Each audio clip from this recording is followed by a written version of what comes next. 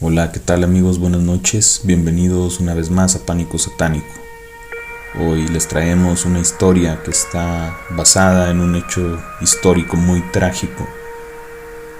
Un hecho que no debe de olvidarse nunca, sin embargo. Hay ciertas historias y ciertas situaciones que han ocurrido en estos lugares. Lugares que los ha marcado la tragedia y la muerte. Uno de ellos es la Plaza de las Tres Culturas en Tlatelolco. Hoy les traemos una historia que espero les guste. Había escuchado historias sobre la Plaza de las Tres Culturas, historias de sombras que no pertenecían a los vivos, de murmullos en la noche, cuando ya no había nadie, pero nada me había preparado para lo que vivía aquella madrugada.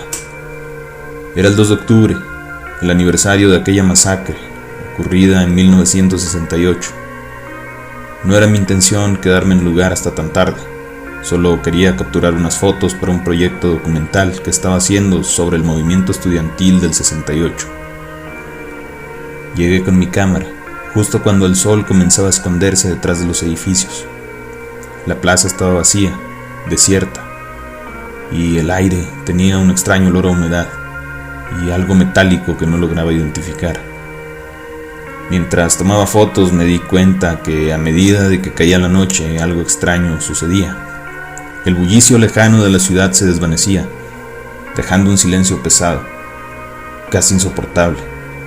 De repente sentí una presencia.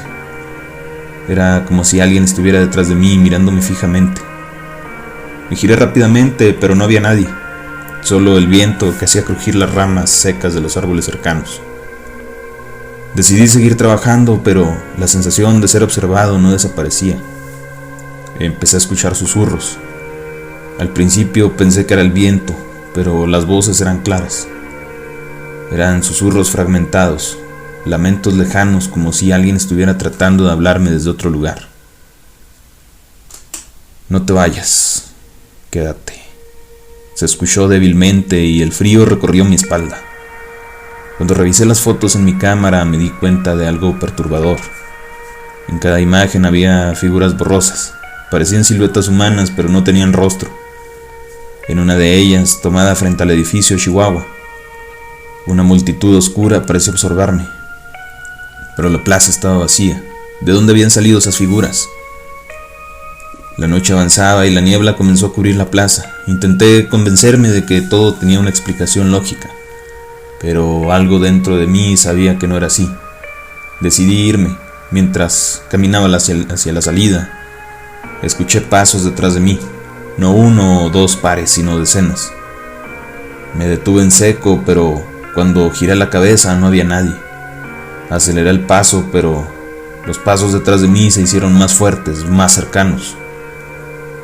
De repente, una ráfaga de aire helado me obligó a detenerme. Frente a mí, en medio de la niebla, apareció una figura. Era un joven, de no más de 20 años, con la ropa empapada de sangre y los ojos vacíos, hundidos, como dos pozos oscuros que parecían absorber la poca luz que quedaba.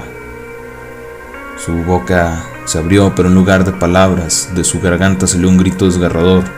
Un sonido que ya no era humano. Quiso correr, pero mis piernas no respondían. De la niebla vi surgir más figuras.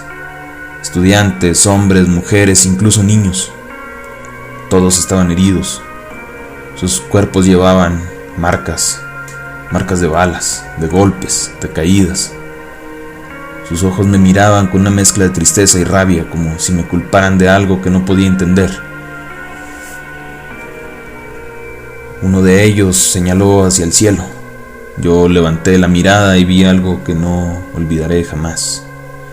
En lo alto una luz roja iluminaba la plaza, era como un destello de bengalas, pero de alguna forma me aterraba como nunca había imaginado.